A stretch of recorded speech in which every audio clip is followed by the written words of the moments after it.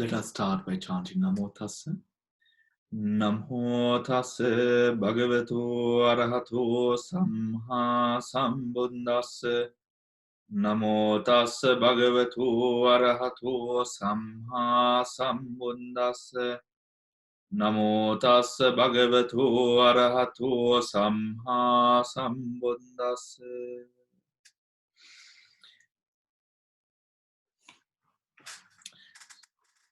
So, we have gone through the 12 Akusala Chittas, we have gone through the 18 Ahetuka Chittas, we've gone through the 24 Sobhana Chittas, or beautiful consciousnesses, right? 24 beautiful consciousnesses. Do you have any questions up to this point? If you do, please use the hands up emoji or the clap emoji to signal to me. I will unmute your mic. All right. So if you do not have any questions, right, I have some questions for you. Right, I have some questions for you.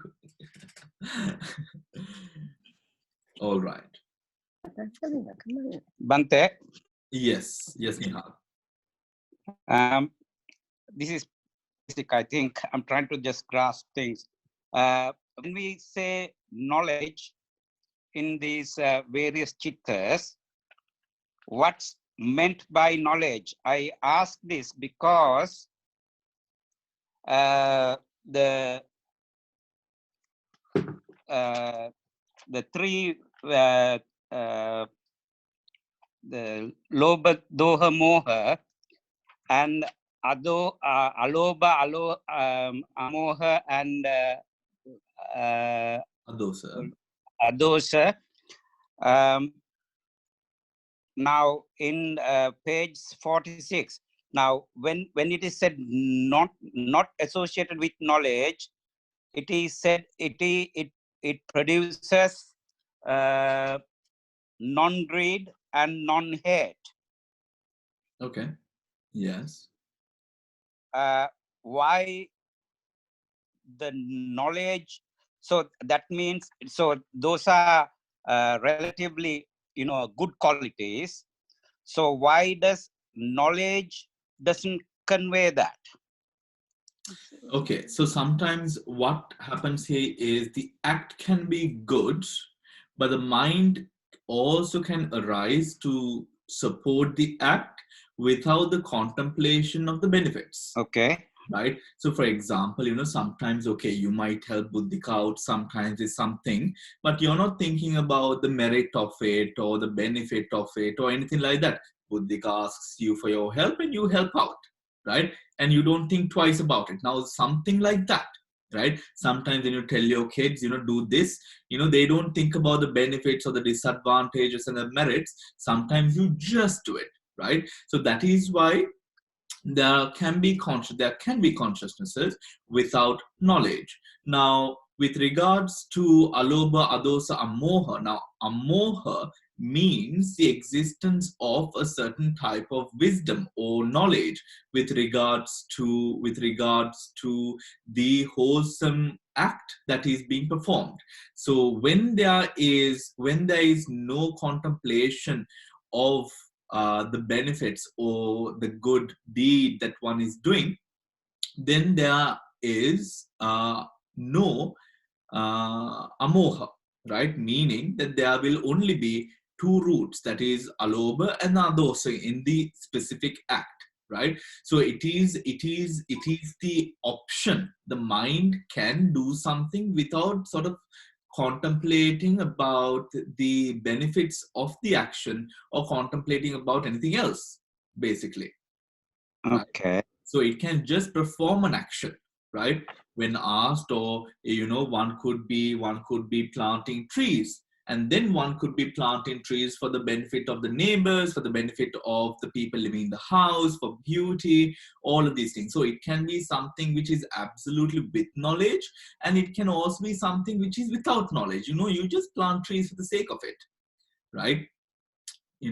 So it's to give or it's to say that the mind can have or mind can operate, because certain we know that we sometimes act without the knowledge of it. We sometimes just act without the knowledge of it, right?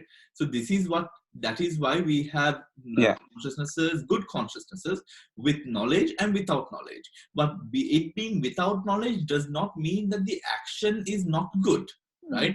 It is still good, because that is the nature of the action. It is something which is good. It is something which is within the realm of something which is beautiful, right? Right? But it can arise without knowledge, right? That is what it means. Do you? Okay. So why cannot, if action is with knowledge, why cannot confer non-greed or non-hate? Why cannot? So it's interpreted now, the various chittas, it's interpreted, if the joyful chitta with knowledge, means it is with greed, or at least it is mentioned dissociation, non-delusion. Yeah. So why not if action is with knowledge, why cannot it be with non-greed or non-hate? So no, so if it is a beautiful consciousness, Nihal, the roots are always non-greed, non-hatred, non-delusion, right? So if it is without knowledge, then the amoha or the non-delusion is not there, right?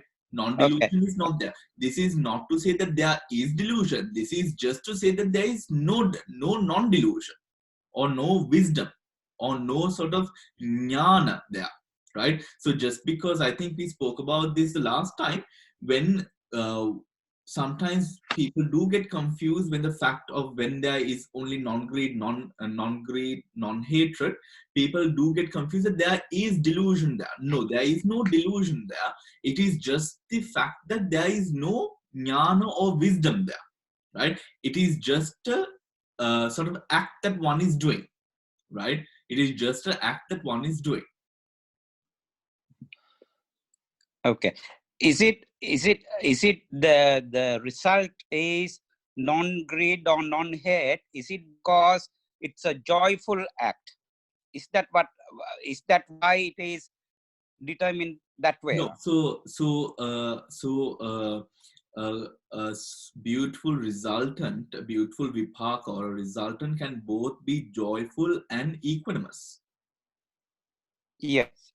Right? So it is not the reason why there can be no greed. No, there is no connection between that. It is just the fact that sometimes, just take the example here. Now, sometimes we do something which is good. Now, sometimes you enjoy eating a good meal and it's actually good for you. Right? Now, let's say something like malung, or something like a salad, or something which is done up nicely. Right? You enjoy eating it, and then it is actually good for you as well. Right?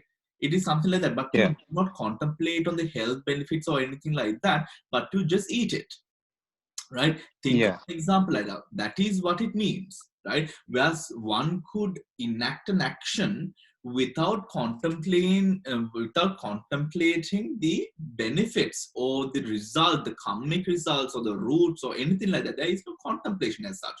It is only the act is done. That is it. Right? Because someone told you to, or whether prompted or unprompted, there is no sort of contemplation. Okay, I should do this because of these benefits. No, you just do it. The wholesome roots are non-greed, non-hate, and non-delusion. Is that correct? The wholesome roots are alobha, dosa, amoha. Yes, non-greed, non-hate, non-delusion. Okay. So the paragraph says the four wholesome associated with knowledge possesses all three wholesome roots. The four dissociated from knowledge possesses non-greed or generosity and non-hate or loving kindness. Page that you are on? 48. 48. Okay. 48. Which paragraph? The first paragraph, with roots. Sattva. Okay, so the four wholesome chittas, associated with knowledge. So that's why it's four, right? There are four chittas that are sahetuka, associated with knowledge, right? All three wholesome roots, the four disassociated from knowledge, process non-greed or generosity or non-hate or loving kindness, but lack non-delusion. So Nihal, what is the confusion? Okay. No, now I think now I get it, because I didn't grasp. It's just said in a different way. The first says wholesome root, then they actually named wholesome roots. That's what. So Okay. when I read it first time, it sounded like different things, but we are Oh. talking about the same thing now. Yeah. Okay, All that's right. fine. Yeah. All right. All right. Yeah. Thank you very much. Thanks. Okay. Now, Veera, you're answering the first question, right? And the question is, how many resultants within the Kama Vachara Bhumi, or the sense sphere, how many resultants or vipakas within the sense sphere? And you have to tell me this, this, and this, right?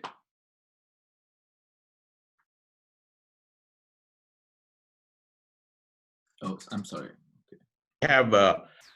We have resultant in the resultants in the rootless. Okay. There are 8 resultants in rootless. 8 what resultants, Veera? Unwholesome. Unwholesome resultant. Are you sure it's 8? 8 wholesome. No, 7. 7. No, no one else answers, only Veera now. Sorry. Okay. We are talking about resultant, yeah? Yeah, Vipaka. We have 7 rootless, unwholesome, right? Resultant. Good. Yeah. And yeah. Then we have 8 wholesome resultant.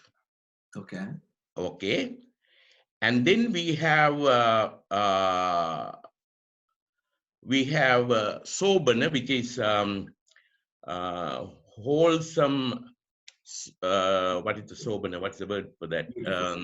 Beautiful resultant. 8 of them. 8 of them. Now, how much is that together? That means 7, 8, 15, and then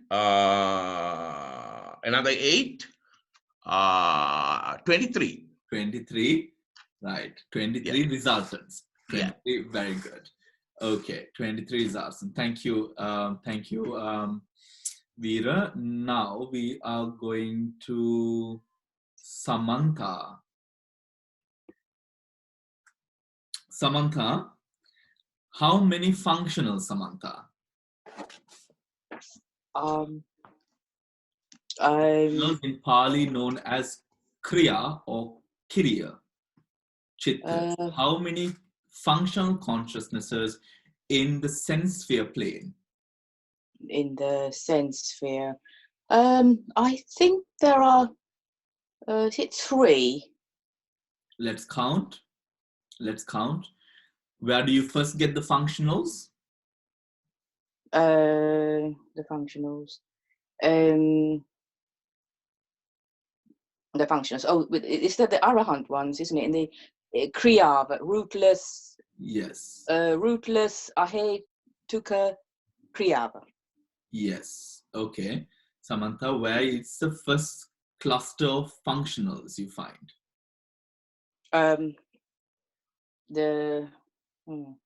Rootless, how many? Rootless. Right. Rootless, how many? Yes. Rootless. We said the rootless. Yes. Is it not 3? Is it 8?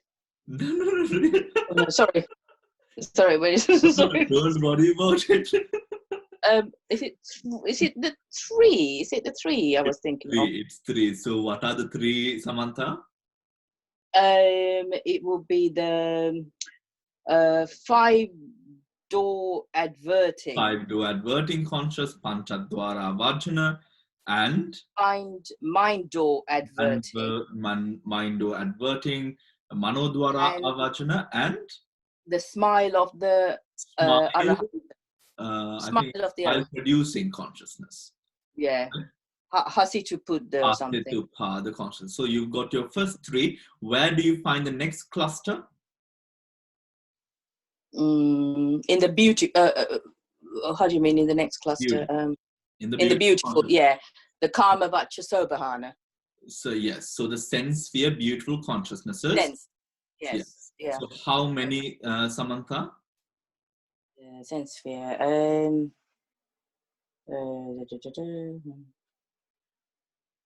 20. No, is it 24? No. No. That is all of them, right? No. So 24. Then you have 8 kusala, 8 13, and 8 resultants, right? So then it's 3 plus. What you said before. Yes. Yeah. 3 plus 8. 8. Right? 11. Yeah. 11 functionals or 11 kriya chittas. Wonderful, Samantha. Thank you. Right. Now, who is next? Miri, you're next. Miri, are you with us? Yes, I am. Oh, wonderful, Miri.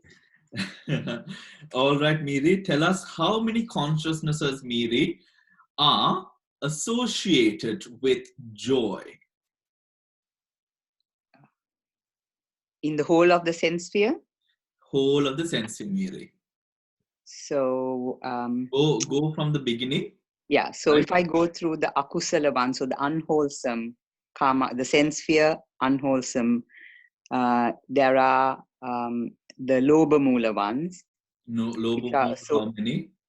Associated, so there'll be there'll be 8 there. There's 8. So half. And there's 4 of them. 4 of them will be Somanasa Sahagata. Somanasa Sahagata. Wonderful. So we have your first 4, right? First and then 4. And then you will have there's nothing in the hate, nothing in the moha ones. Then in the ahetuka ones, there will be all of them are associated with there'll be one there, because there's one, the body one, isn't it? The kaya viññāna sit in the kusala, there'll be one there. So that will be one of those. And then in the... Is it only one, Miri? Well, in the body ones, there'll be only one, isn't it? Sukha sahagata kaya viññāna sit. In the unwholesome resultant ones. We are talking about Somanasa. Good. Somanasa Sahagata. That's the only one, because in the akusala one, it's a dukkha Sahagata, isn't it? Yes. And the others are all equanimous. Yes. And then in the functional ones, you will have the hasiptupada, the smile producing ones. There'll be one which gives a Somanasa feeling, isn't it? So that will be another one. So it will be 6. 6 there. And then in the wholesome kusalas, the wholesome consciousnesses, the beautiful ones. So you have to say beautiful, wholesome. So sense sphere, wholesome. Yeah. So sense sphere, beautiful, wholesome consciousnesses. Okay. Okay. So then there is 4 of them will be out of the first 8. 4 of them will be Somanasa Sahagata. Wonderful. And then in the Vipaka also there'll be another 4. Wonderful. And in the functional also there'll be another 4. Wonderful. Perfect job, Miri. Now calculate all of that for us. So 4, that will be 16, 17, 18. 18. So 18, there would be 18 consciousnesses associated with joy, right? Now, for all of you cheeky fellows out there, do not look do not look at page number 51 and 52, okay?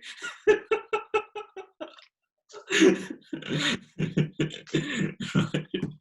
So, okay, thank you, Miri. Perfect job. Bhante, question. Yeah.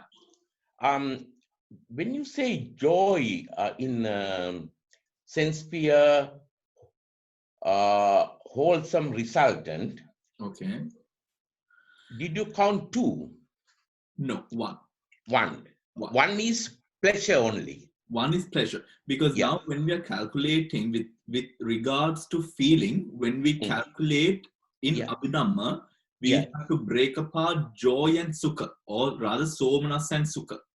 Okay, yeah, yeah. So joy yeah. would refer to the mental sort of feeling of happiness, joy. Okay, thank you. Yeah. Now next is, who shall we have next? Next, let's have Manisha. Manisha. Hello. Hello, Manisha. Hi. I'm not so great with all of the That's okay, Manisha. the terminology, so forgive me. Oh dear. I will help you.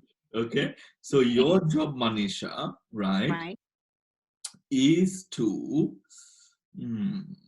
okay, your job is, how many consciousnesses are there within the sense sphere that are associated with equanimity?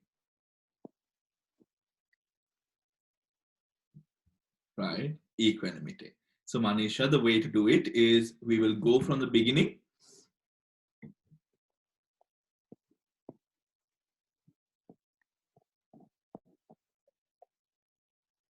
Manisha, you didn't faint, I hope. Sorry. I'm just sorry. You went silent all of a sudden, right? Oh, sorry. So okay. So what are the first cluster of consciousnesses? We have the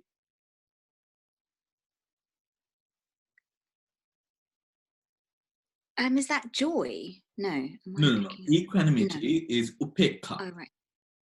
Right. Oh, upekha. Okay. Upekha, equanimity, right? So tell me, Manisha, what is the first type of consciousnesses that we come through in consciousness, in the consciousnesses?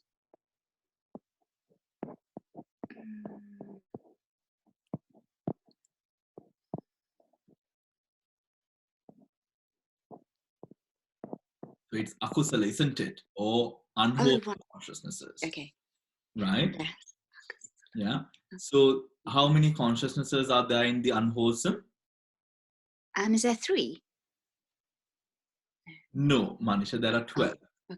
Oh, 12. Okay. Right? Okay.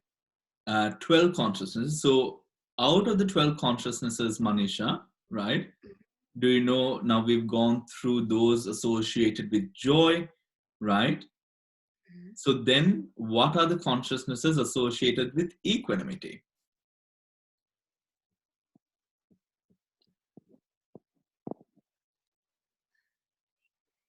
So just Manisha could turn to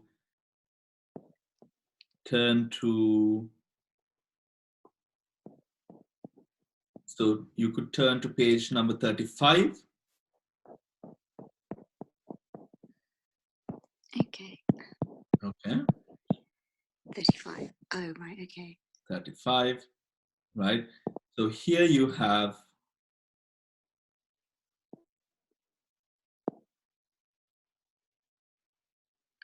You mean like wrong view and no equanimity, Manisha. It is a feeling, right? Do you want to then skip this one and just listen, Manisha? yes, if that's okay. Yes, but you will have to polish up, okay? Okay, sure. Okay. Yeah? Thank you, Manisha. All right. Who would like to go? Okay, Dil, let's do it. Yeah? Dil, are you with me? Let's try it. So we are looking at those associated with equanimity. Equanimity, Dil, yes. Right? So if you look at the unwholesome chittas, there are 8, 4, 1, 2, 3, 4, 5, 6 there. 4 of them. Okay. No, Dil, that is not the way. We have to go step by step. Okay. Yeah, so we look at Right? the whole picture. So Yeah. we look at the unwholesome chittas, Okay. Unwholesome. page 35. And so we associate with greed, there is one. Dil, are you keeping your hand on the mic? No. Okay. So the unwholesome chittas. On page 35. Okay. So first, the way to do it, Dil, is we have to go from section to section. So first, the Lobha Mula or the greed consciousnesses. So there are 4 there. 4 greed consciousnesses are equanimous, associated with equanimity. Yeah. And then then there what? are 2 with delusion, which is 11th and 12th, which is also equanimous. Yes, yes. And then 2 consciousnesses associated, 2 consciousnesses within delusion associated with equanimity. And then so that is the That is unwholesome. unwholesome chitta. Right. What are the other consciousnesses that we come by then afterwards? Then we have consciousness which are associated, the rootless ones. The rootless ones. Wonderful. So in the rootless ones, how many do we have by section? By So first we unwholesome, have the wholesome resultants. we have the unwholesome resultants. Unwholesome resultants. Out of them, equanimity is 1, 2, 3, 4, 5, 6. There are 6 there. Unwholesome resultants with equanimity. Okay. What are you 1, looking 2, at? 3, 4. Sorry, page 43. You're looking at page. I'm counting them one by one. You're not supposed to look at the book. Counting them like. uh, I'm counting them like. So there are those which are equanimous, which are the unwholesome resultants, and then 1, 2, 3, 4, 5, 6. Because there's 1 of pain, but other than that, so there are, out of the 7, there are 6 there. Okay, so let's try not looking at the book, Dil. Right? That's the good part. Now, okay. So we have how many consciousnesses are there which are unwholesome resultant in rootless? 7. 7 consciousnesses. Out of the 7, 1 should be pain, right? The body consciousness. 1 should be pain. Are you still looking at the book? I'm looking at you and I'm reading also something. No, you do not look at the notes. I can do it, Bhante. Do not looking. Very Right. No looking at the book, right? And okay, so we have how many do we have there? Then we should have 6 consciousnesses rooted in, or 6 consciousnesses with a feeling of equanimity. Then the other section is the wholesome result. Wholesome resultants. So in wholesome resultant, how many consciousnesses should be equanimous? So there are altogether 8, but there is 1 which is joy and 1 there is pleasure. So then there should be 6. Joy and pleasure. Okay, I hope you're not reading the book. So there should be 1 which is joy and 1 which is pleasure. So then there are 6, right? And then after that, so then you get the Kriya ones, the functional ones. Yeah, the functional consciousnesses. And I think there are 2 there because the 5 do everything and the mind go. 5 2 there. Yeah, 2, right? Smile producing consciousness, right? And then what are the other clusters that we come through? Then after the beautiful ones, the beautiful consciousnesses, right? So the beautiful consciousnesses, what is the first section of beautiful consciousnesses? No book, please. So I think what are they? So those are the first sections are the first one is, I mean, the ones which are associated with joy, and then you get no, the name of the section, please. Is the sense sphere. Is sense sphere wholesome? Wholesome. Wholesome consciousness, right? Yes. Yes, Buddhi. Yeah. So how many are there? So altogether there are 8, but out of them, some of them, the ones which are associated with equanimity, is what you're asking, is the last 4. Because the first ones are associated with something else, joy, I think. Yeah. Yeah. So this will be coming from your memory, all right? So it will be the 4 consciousnesses which are associated with the equanimity, and then in the second section,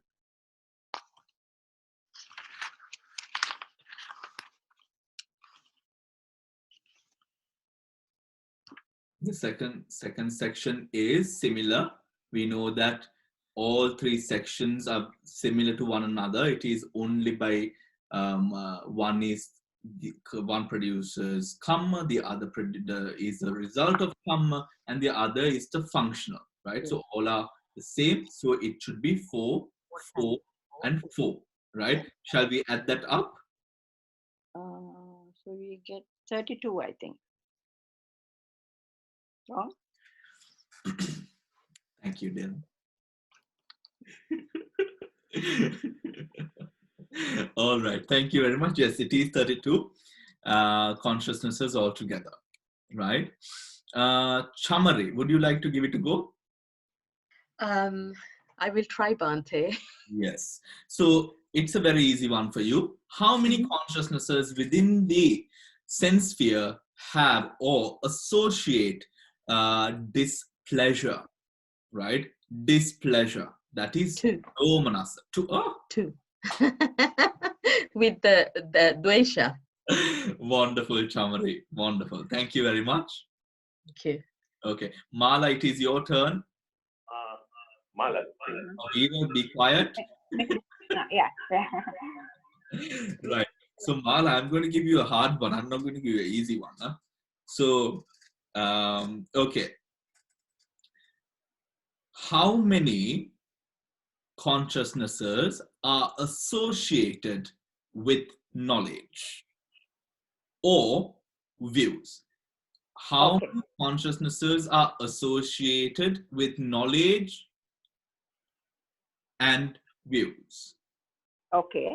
Starting with the unwholesome. Okay. In the lower molar, you got Hold on. 4.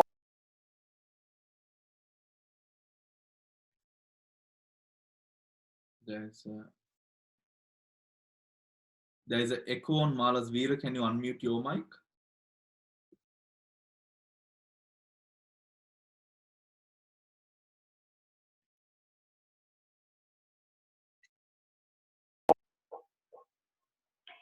Can you hear me? Okay, there's still an echo. Let's speak from Veera. Yeah, that's because because it has 2 computers.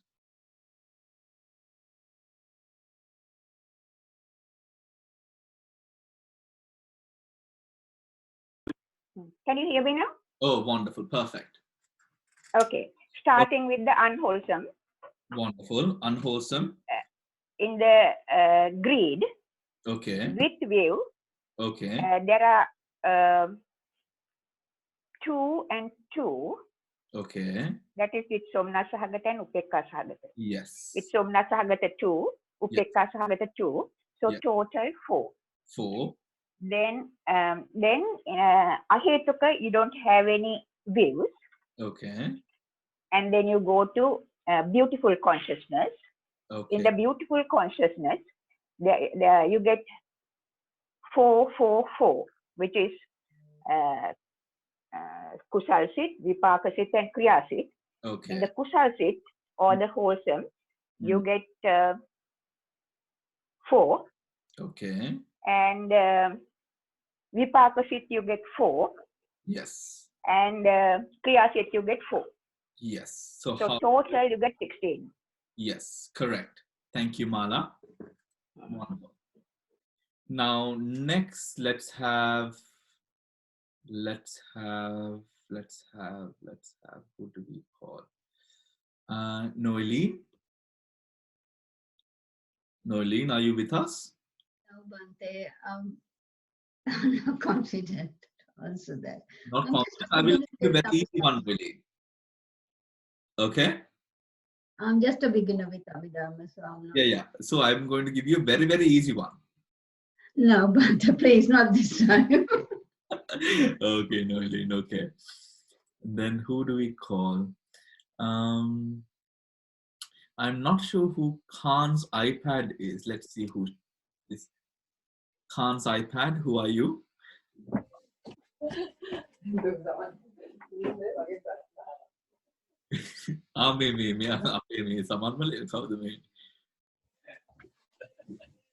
What is his name?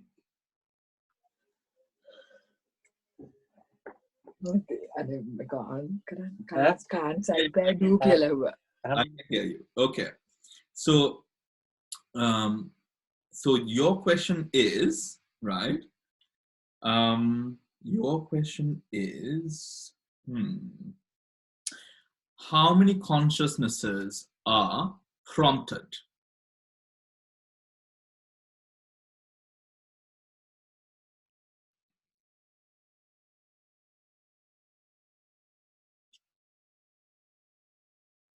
Khan's iPad.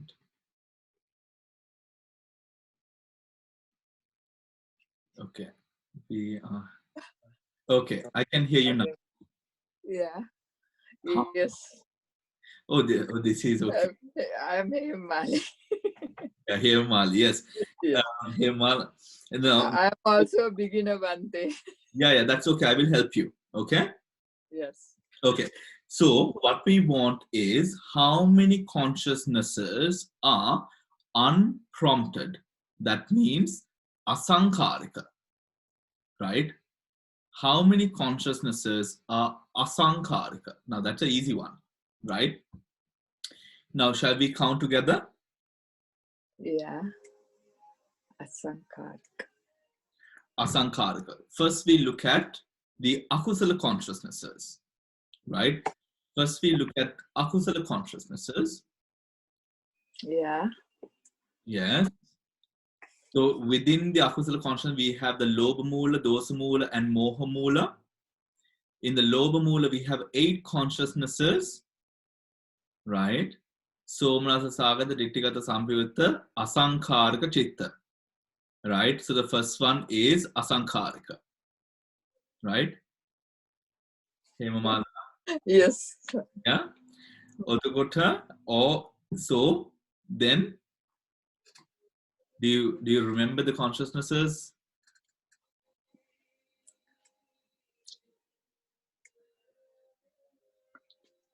Okay. What's the page? I don't know. Please, yeah. Right.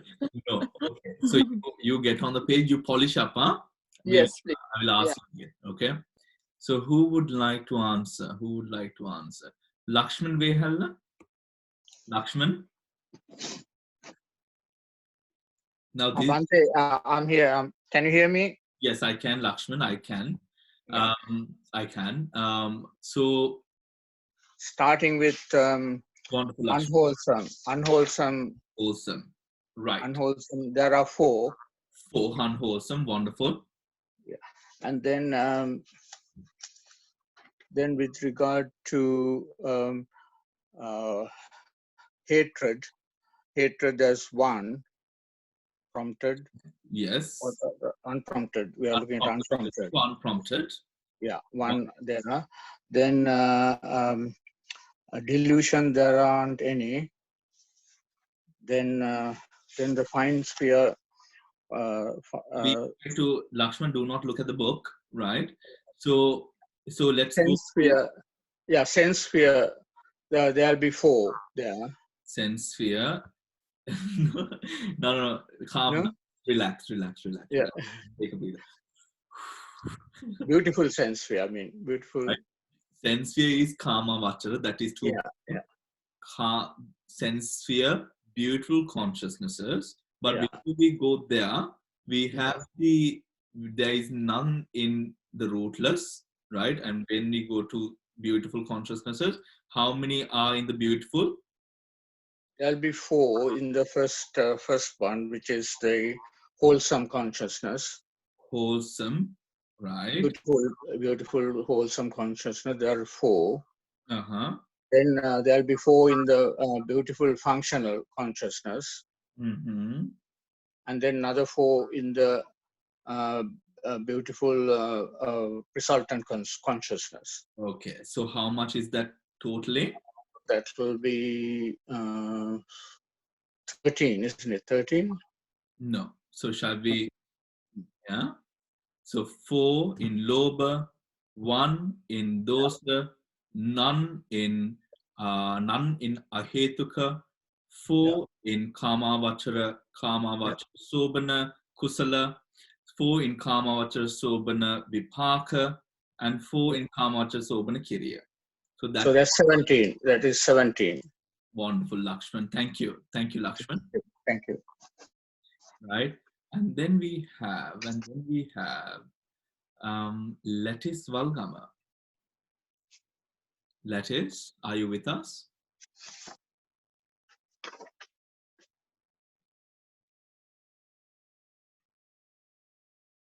I'm trying to unmute your mic, Lettice.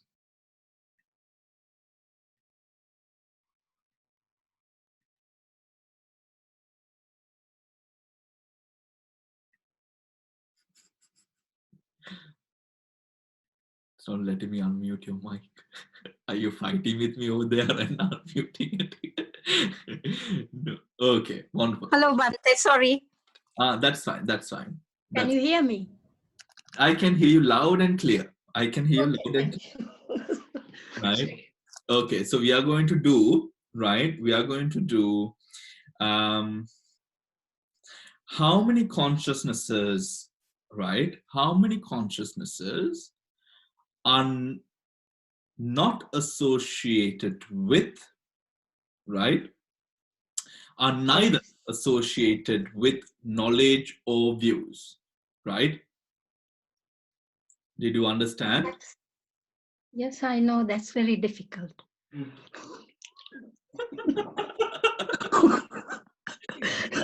Confidence. Bhante, I'm trying hard, but I'm so confused. Okay. There are so many to learn. Right. Okay. Then do you want another one then? Huh? Okay. Then I will ask you, how many consciousnesses are disassociated with knowledge and views? Right? How many consciousnesses are disassociated with knowledge and views? Bhante, I have to look at the book. Otherwise. You want to look at the book? Yeah. Okay. Okay. Then will you polish up? I will ask these again, okay? Okay. Thank you. Thank you. I'm scaring you guys, but you know, we all have to go through this. All right. So Buddhika, it's your turn. Oh, yes. Yeah? Can we do it? I will try. Wonderful. Wonderful. Right. Right. So your question is the same question that I put to Lettice. Your question is, how many consciousnesses are disassociated, right, with knowledge and views? How many? Okay. Actually, to tell the truth, I am also looking at the book actually. You're also looking at the book. Yeah. I can see 4 in the unwhole. You have to draw your own charts, huh? So you have to be able to draw. That is how we all, every one of us, including me and all the rest of the monks and everyone who studies Abhidhamma, has to start drawing their own charts, right? That is how you get these points to the head. Why this is important now? Some of you might be, thank you, Buddhika. Please polish up. Huh? I'll ask you again, right? Later. Okay.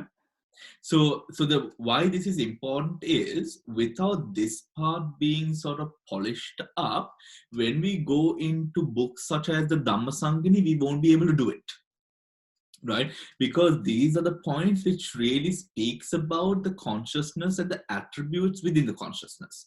That is why it is so important that we know what these associated and dissociating factors are, right? Or rather, what these each and every one of these factors are, right? Now, who is Padma? Uh-huh. Padma, are you looking at the book, Padma? Yeah. Am I? Can you hear me, or am I mute I still? can hear you loud and clear, Padma. Yeah. Right? Okay. Have you tried something, Padma? I'm a real beginner. So what are you trying to ask? Those with no view or strong view? No, wait, I'll give you one. How many consciousnesses, right? How many consciousnesses are associated with pain? Oh, there's only one in that. Good, Padma. Thank you very much. Now see, perfect. That's an easy one. Easy. Okay, so then how many consciousnesses are associated with sukha? Bodily happiness. Okay. Well, with the first one, which is unwholesome associated with greed, there are sukha, not joy. Or Sukha, is it not so much. pleasure. Pleasure. Pleasure. I think, is it two, I think? What are the two? With somanasa. No, sukha. Sukha. That's a difficult one. No, it's No, not. that's preeti and then you get sukha. I'm getting confused with the jhanas, I think. Here. No, we are not talking. We've not started now. We're going to Yeah, start not yet. jhanas next week. Yeah. I've Right? been listening to it. That's. Oh, okay. So, I know. I don't know that one. Sorry. Yeah. no, don't say you don't know. You know it, right? You just have to detangle yourself, right? Now, What's the Pali term? Sukha. Sorry, sukha. Now I'm going What's to. the part? Sukha. Yeah. Okay. Padma, relax. Yeah. Okay. Yeah, relaxing. Yeah. Relax. Okay. Take a deep breath in. Let it go. Okay. Now, wholesome, unwholesome consciousnesses. Do we have sukha there? Scan from your mind, right? We have the greed, right? Greed has somanas and upekha. So no sukha, right? Yeah. Then we have the delusion, and then we have the dosa. Cannot be sukha at all, right? Yeah. Then now sukha is bodily happiness, huh? Yeah. And then we have the delusion, cannot be there as well, right? Okay. Then we go into the unwholesome resultant, rootless unwholesome resultants. Yeah. Right? So can it be there? Yes. No. How can a bodily happiness be in an unwholesome resultant? Oh no, not in unwholesome resultant. Yes, No. there you go. Because the first one in the rootless is unwholesome resultant. So then the second section is what? The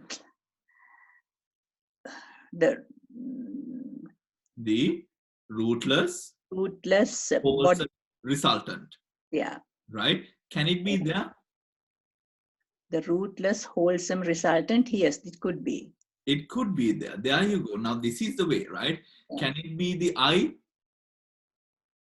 No, it has to be the body. It has to be the touch. The touch. There you go. There you go, Padma. Right? Yeah, now, right. Padma, then you have their touch. Right? You have one there. Yeah, that's right. That is it. Yeah, right? Okay. Now, can it be in the Sobhana consciousnesses? No. Why? Because there's no involvement of touch there. There you go. Okay, thank you. Yeah. Right? So one, right? So you answered 2 questions. Good work, Padma. Okay. Right. Good. Okay. So now, okay. Who is going to Sujata? Sujata. I'm not in it, sir. No, because I'm just first time following this class. Oh, this was your first day? Yeah, first day, very first day. Oh my So God, first day itself, I'm trying to cut your neck. No, Sujata. yeah, that's it. No, sir, don't worry about that. I'm listening. I'm learning, I think. All right, Sujata. Okay, so we'll have to. Who else? Okay, maybe. Who didn't do?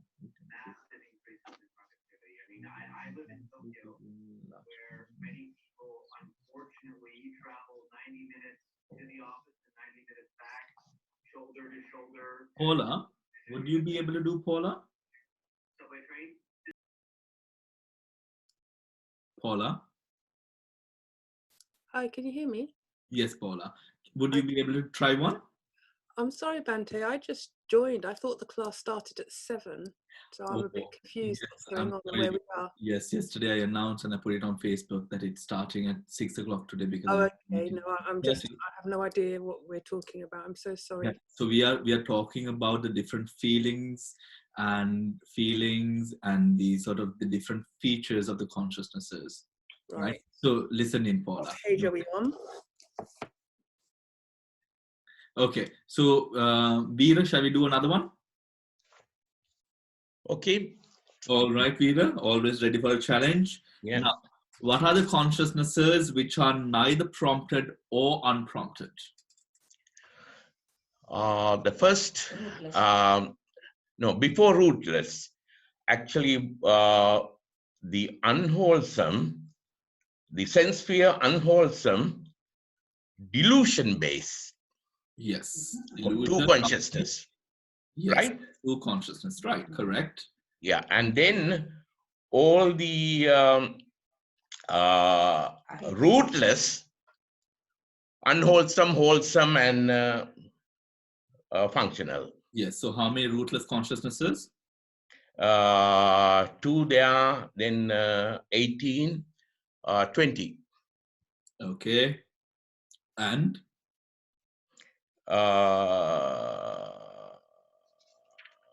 That's it. That's it. Wonderful. Right. Wonderful. Dill, let's, no. Dill is following the book. Dill, are you looking at the book? Yes. I'll skip out on this. Yours will ask every one, so that's enough for me today. Oh, one is enough for you today. Okay. Okay. Okay. Who else? Mala. Let's go to Mala. Okay. All right. Mala, let's do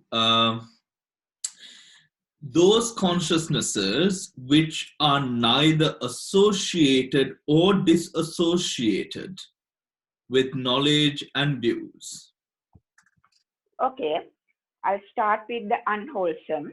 Okay. In the unwholesome, in the hatred, there's no ditthi sampayutta or ditthi implicit. So 2 there. Okay, 2.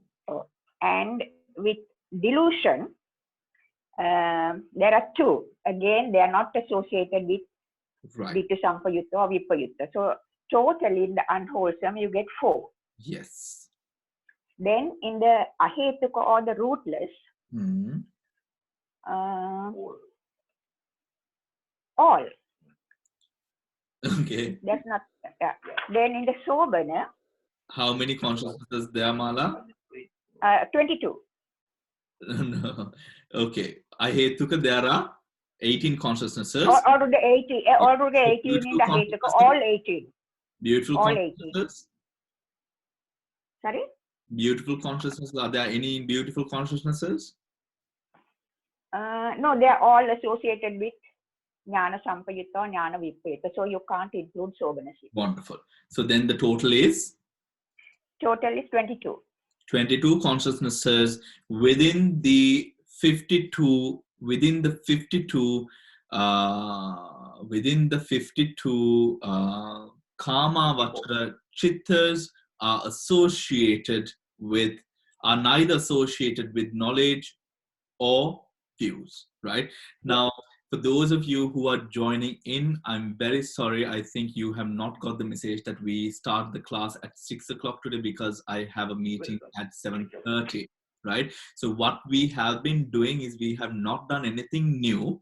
We have only done, we have only gone through and broken down the consciousnesses according to different feelings, according to the different feelings, according to the views, according to the association of knowledge and views, and by way of promptitude. So we have been sort of doing the formulas, which is actually important for you to polish up, but we'll be doing this section again. So if you, so we will have more time. So what happens is from section to section. So now when we finish the Rupa Vachara or the section of the rupa plane or material plane, we'll be mixing up the sensual plane and the material plane and doing this all over again, right? So it keeps getting sort of, the material gets sort of broader, I won't say harder, it just gets broader. So what you have to know is you will have to know the different sort of types of there's consciousnesses actually. You will have to know how many consciousnesses have pleasure in them, how many consciousnesses has displeasure in them by way of feeling, promptitude, disassociation, association. So you have to know this. This is absolutely vital and it polishes up. This is actually where you polish up your chitta knowledge, right? And you get to know the chittas very fast, because even when you're meditating, right? Even when you're meditating, if one is doing a practice such as Chittanupassana, if one is doing a practice such as Chittanupassana, it is very important for that person to know these questions in this manner or to this extent, because then the person is able to break down the consciousnesses as it arises. Because at the time of meditation, you can't be fluttering. Right? You have to know which consciousness, what feeling, where does it arise from, the root. Then the root is, for example, if it's greed, some sort of greed or some sort of attachment that you have to some sort of pain, and then you know, okay, where is it come from? The roots of greed and moha. This is sort of making the pain more visible or more clearer to us, right? Then you know the associations that it has, whether it has promptitude, whether it doesn't have promptitude. So this is why we have to know this part very clear. So with each section of the chittas, what we would be doing is we would be breaking up and sort of trying to understand the consciousnesses and the different sets of the consciousnesses. When we finish the mental factors, we'll be then breaking up. That is when things get really interesting. That is my favorite part of the Abhidhamma Sangha, because I get to terrorize all of you. Because I get to terrorize all of you, right? Because then you have to see the associations with the consciousness in two ways. There is a Sampayoga method and Sangaha method, and we have to know both methods of association, right? And that is actually the part that you really, really sort of get to know what is happening with the consciousnesses and what makes the consciousness as it is, as it arises, what gives it power, right? So we have gone through all of it, right? Or have we? Great functionals, 8, okay, promptitude. Okay, so we have gone through most of it. Now what I am going to do is we are going to lay way to, because now it's 7 o'clock, so people who have probably missed the memo have now come to us. So we are going to now start with the fine material sphere consciousnesses, right? Fine material sphere consciousness. These are the consciousnesses, right? We call it the Rupa Vachara consciousnesses. Now, these are the consciousnesses that arise predominantly. Now, when we say Rupa Vachara, or the consciousnesses that arise in the fine material sphere, what it means is that these consciousnesses predominantly arise within the fine material plane, right? Within the fine material plane. Now, I would suggest that you do please write on whatever notebooks that you have. Please do research into the 32 planes of existence, right? To the 32 planes of existence, and break it down according to the Kama plane or the sensual plane, the Rupa plane, the Arupa plane, right? And the Arupa plane, right? This is something that you have to do. It is easy, just Google it. 32 planes of existence, you will get a chart, and from that chart you will sort of do a little bit of reading into what these planes are, what kind of people, what kind of beings live in these planes, right?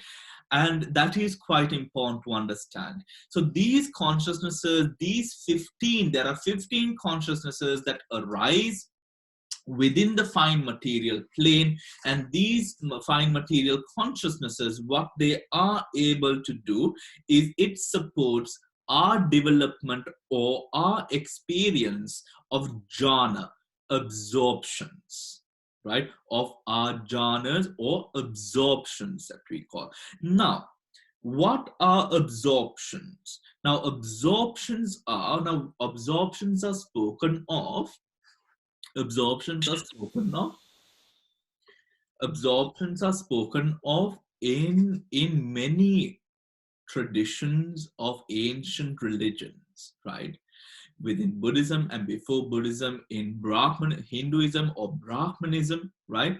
And before Brahmanism, we have the rishis, right? The rishis, right? Who were the rishis who existed far before any of these other religions. The rishis who were sort of meditators who dwelled around the Himalayas. They were deep meditators. They were also very good Ayurveda experts, I would like to say, right? They knew a lot about the medicinal herbs, etc., right?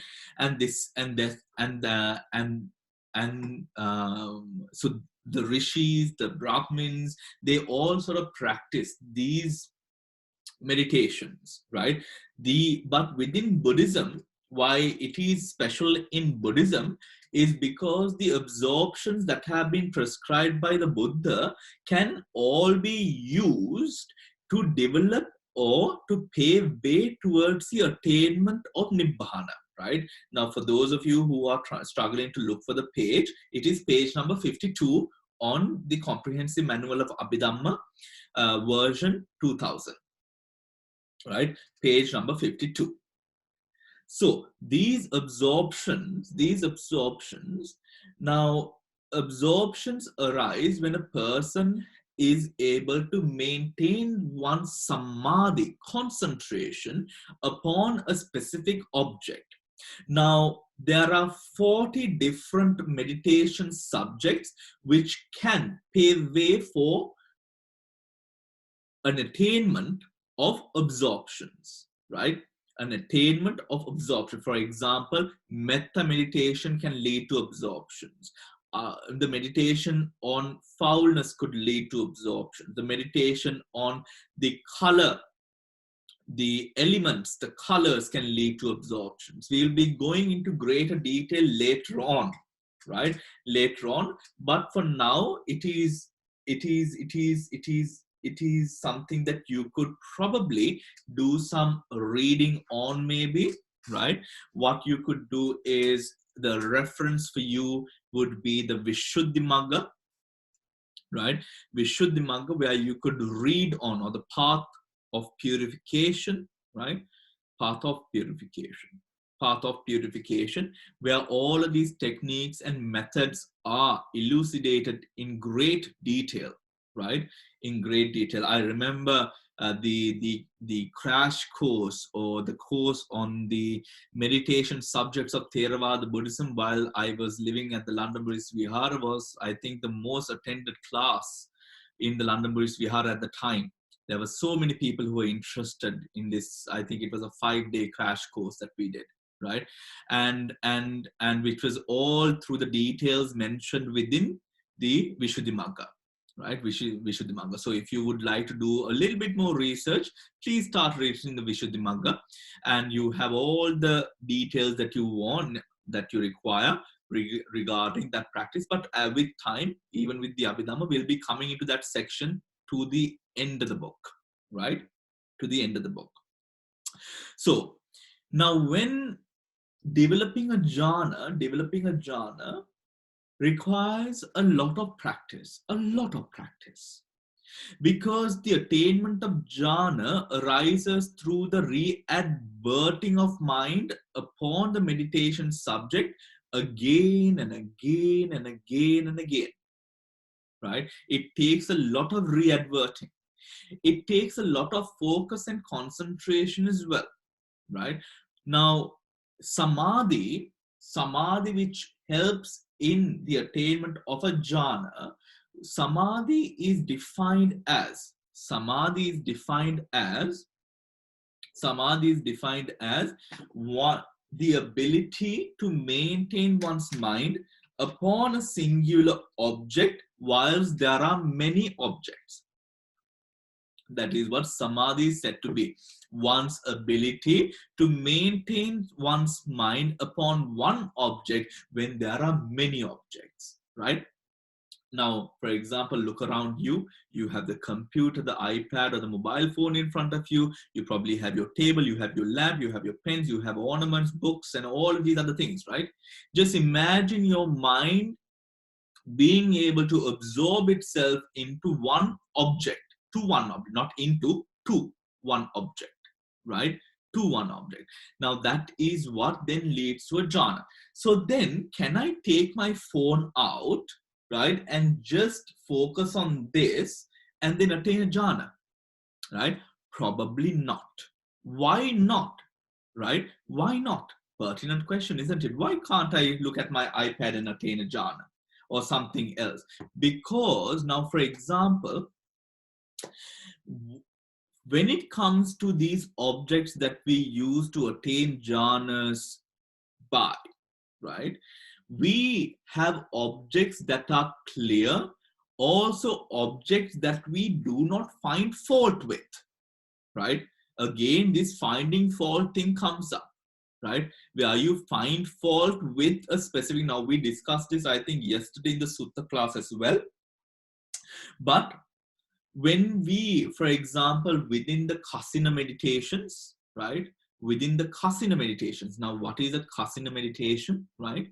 We will come to it later on. So if you don't understand it at this moment, it is no problem, right?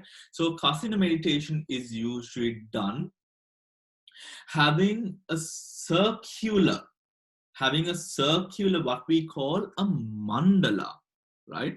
Actually, mandala, some pronounce it same mandala, but it's mandala. A mandala is a sort of a round, right? Now, for example, this light that I have here, right? Right now, this sort of a round, right? But this is also covered, right? But it won't be this small, it would be quite bigger, right? And the specific instructions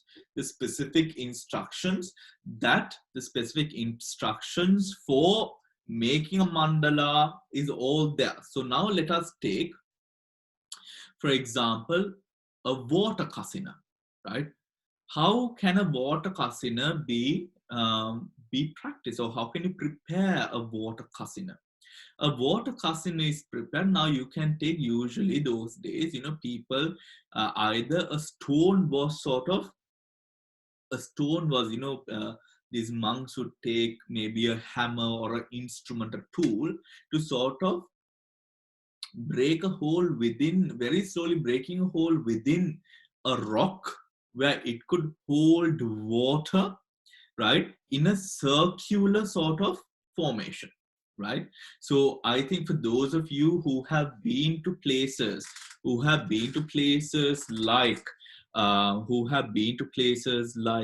for example, Situlpawa, which is a place in Sri Lanka, right? You find where on the rocks you have these holes where water has been collected, right? Now, what are these holes? These holes are sort of where water will be collected, and from this water, what is done is the monks sit by a corner and they look at this water and contemplate water, water, water, water, water, right? That is what they do, right?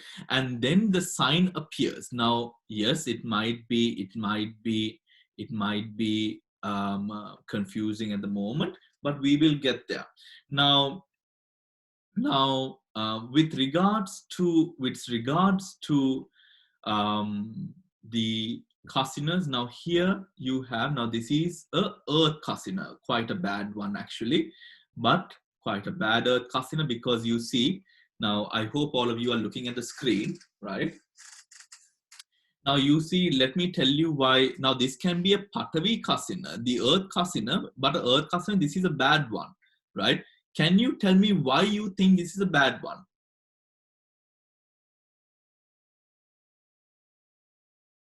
You can unmute your own mics, please, if you want to speak. Why do you think this earth kasina is a bad one? Or I'm saying, why do you think is it I damaged? Yes. It's because it's damaged. The cracks. Yeah. Uneven cracks. The uneven cracks. The uneven cracks. Also, right, also, you see a bit of a color variation, don't you? Right? The color is also important. Like the color variation, you can't have red soil and you can't have black soil or gray soil and brown soil, right? You have to try to get a similar color of soil. Why? This is all to sort of protect or keep the mind from getting distracted. If it has cracks, it will keep on focusing on the cracks. If there is discoloration on certain parts or different colors on it, the mind, now you see, this is what we are working with, right? This is the mind. The mind tries to find fault at every degree. So when you would take this meditation subject, you actually, in a way, you learn how sort of disruptive the mind can be in terms of finding fault, right? Now, finding fault. Also, now you see, now this is a, now of course this man is not sitting in a proper way. This is not the way to sit, huh? But you can understand now, you can also take a bowl of water like this, right? Now here you get a light, here this can be a light kasina, right? Now this light kasina can also be sort of, you can use a flashlight or torch, right? A flashlight or torch and put it onto a wall. Or you can also, for example, if it's something like a fire kasina, what is recommended to be done is, for example, you have a large board with a hole cut in it, something like this, right? And behind this board, you light a fire and then you see the fire behind it, right? And you contemplate. Now, this is a tedious task because who's going to keep on putting firewood in the fire? Right? This is a tedious task of practice. Now, that is why the practice of kasinas can take. But something that is done now, look at this one. Now, these are the color kasinas, right? Now, people, more than the elemental kasinas, people also go for these sort of kasinas, right? The color kasinas more often, actually, right? I have seen people practicing the earth kasina, but earth kasina and the color kasinas, but rarely, actually, I've never seen a person practice. I've seen a person practicing water kasina as well. Air kasina can be practiced even by looking at the leaves of the tree shaking, right? But that can be a little bit difficult because when you look at the leaves of the trees, you start comprehending the leaves of the trees rather than the air, right? Because it can be a distraction sometimes, right? So these are the way the kasinas are done. Now you understand to a certain extent, I hope, right? You understand to a certain extent, I hope, with regards to the way the jhanas are developed, right? Now the strenuousness of this whole sort of affair, right, with regards to practices such as the kasinas. But there are also other jhanas which does not involve physical objects such as the kasina, but will involve something physical, remember, right? Which will involve something physical, right? Now, with regard to the 40 meditation objects, right? With regard to the 40 meditation objects, now all of these 40 meditation objects, right?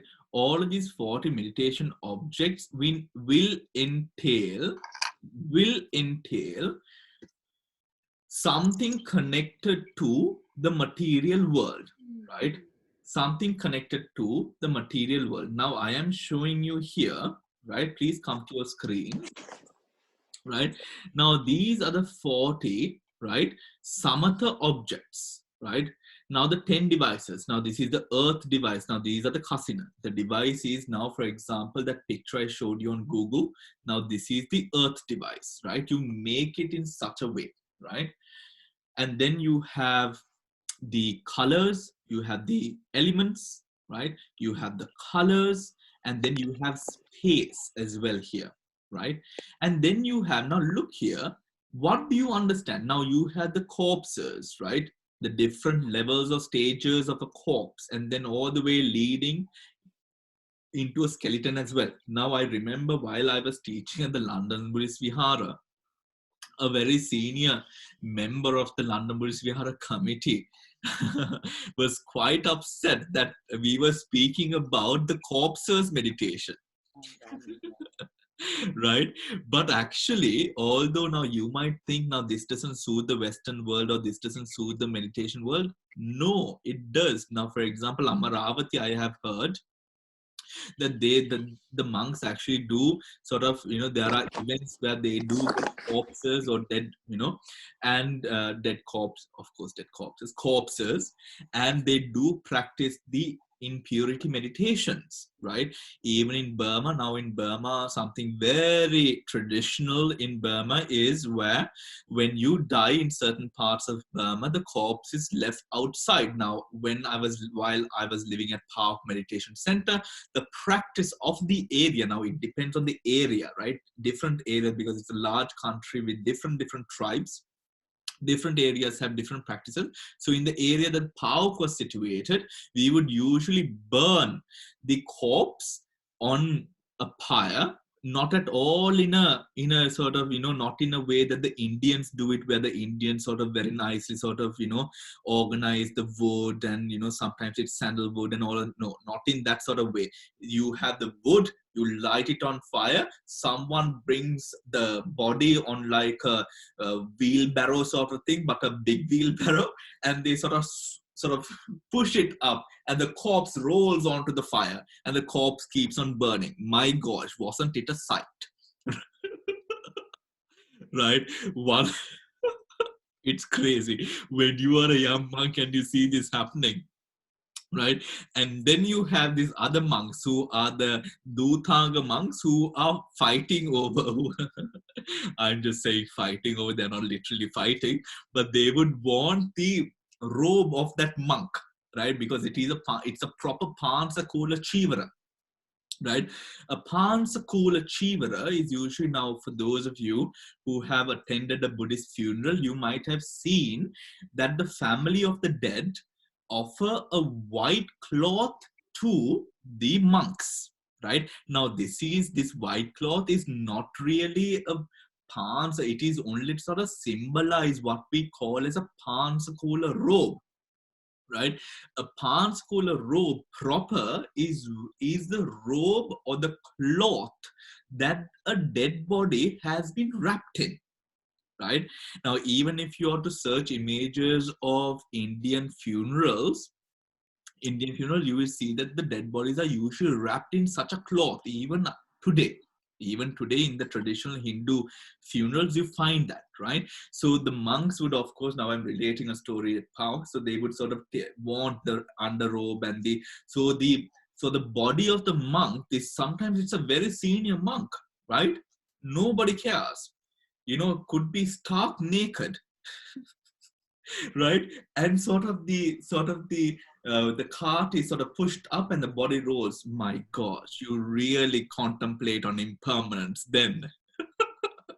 and this is very much a practice, and the body burns. And there was actually one funeral where usually when these funerals happen, it is announced, and then all the monks are sort of given a break for the meditation. Actually, it's after the meditation, so no breaks for meditation. So 5 o'clock, that's washing up and cleaning up and resting time before the Buddha Puja at 7 o'clock. So we all sort of go on a long walk at that time. So we all usually walk to the lower monastery where the graveyard of the monastery is, right? And this graveyard has hundreds of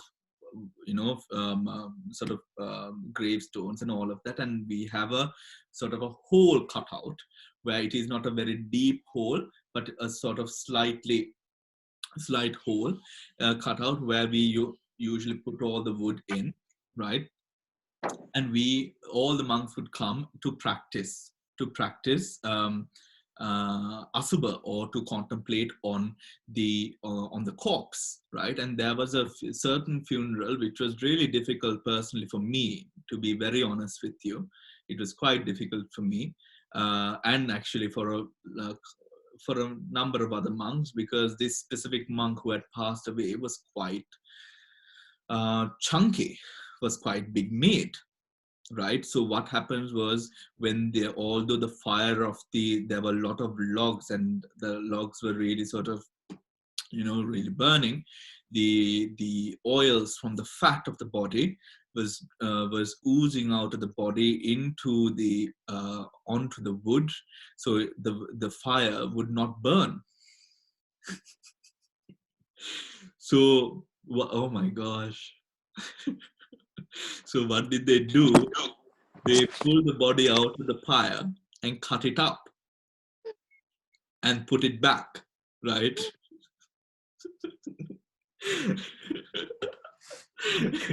And that was really impermanence to contemplate, right? It was really impermanence to contemplate, to see them, and the fact that you really understand the fact that it is just a piece of meat almost, like one would chop up or dice up some chicken or some lamb.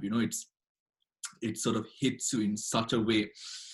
I remember when I first went to because monks would usually, we would get into these groups and we would go into even funeral parlors, right?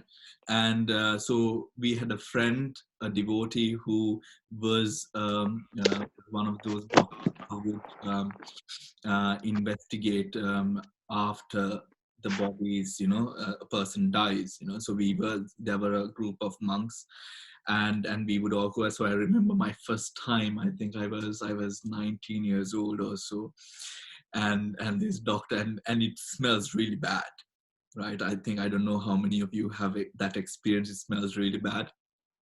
And this doctor started sort of cutting down, and with the smell that came out of the body, I just fainted. Completely collapsed into my friend's arms, and they had to carry me out of the room. Right? So sometimes these meditations can be quite difficult, because they can be quite challenging. Also, when you have, back in the day, you have stories of when these bodies would be located, they would just take the body and put it into a forest.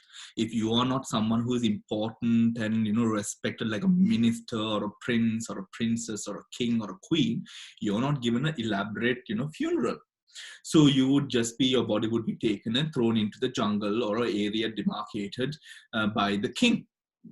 And the monks would usually go to these areas, and these areas would have a lot of inhuman beings also, it is said, right? It is said in many of the sutras, it speaks about the sort of the pretas, or the sort of the ghouls who would be around these areas for the smell and the festering organs, and for basically the smell and the disgust of the area. They feed on this, apparently. And there are many sutras. So there is a practice one should have when one does something like the corpses meditations. One should have a lot of strength in mind to be able to do such practices, right? So I only went into this amount of detail to express to you the commitment necessary when it comes to going or trending on this path, right? But this also does give you, although you might not be doing this for jhana, you could also do it for other reasons. For example, the impurities meditations are quite good in curbing, getting rid of, or not getting rid of, but rather suppressing lust, right? Attachment, right? Kamaraga, ruparaga, right? These things, these meditations, although you might not be practicing for those things, you can be practicing, by practicing this, you get different other benefits as well. So we are going to stop there for today, right? We are going to go into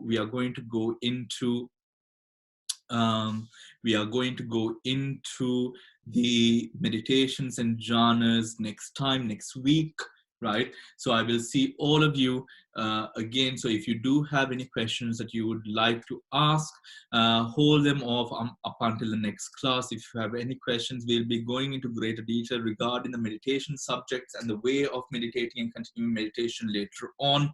But for now, this is enough, and we will be continuing on the jhana patama afterwards. Please do not wait until we finish the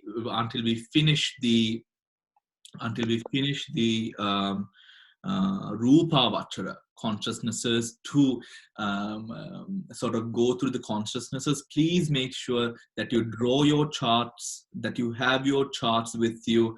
That is very important. Get used to the consciousnesses. You should be able to, because you are sacrificing your time. I am sacrificing my time as well for this class, and it is tedious. It is, we have a long way to go. We are still in the initial chapter. We have a long way to go, and it is very important, if you are to sort of go on to other studies in future, it is very important that you have your foundations proper, right? And these are the little things that you have to make sure that you do to make sure that you have your foundations proper, right? So because of that, make sure that you do go into that you do go through the chittas and you make your charts, and you're more comfortable with all these charts, right? And we will go into breaking down the consciousness again, which some of you might have missed today or were not able to contribute today to. We will be doing it next time, so make sure that you're ready to answer the questions without the book, and that's all right. You just need a bit of memory, a bit of understanding, and you'll be fine, right? So have an amazing rest of the evening. I'm very sorry that I had to cut this short.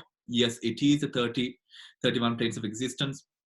I'm sorry, I'm having to cut this short. I have a conference call with the Attorney General, so Mrs. Braverman, regarding iftar, COVID, and leadership and all of that. So I had to rush to that now. So have a great evening. I will see you all on Saturday, right? Take care. Goodbye.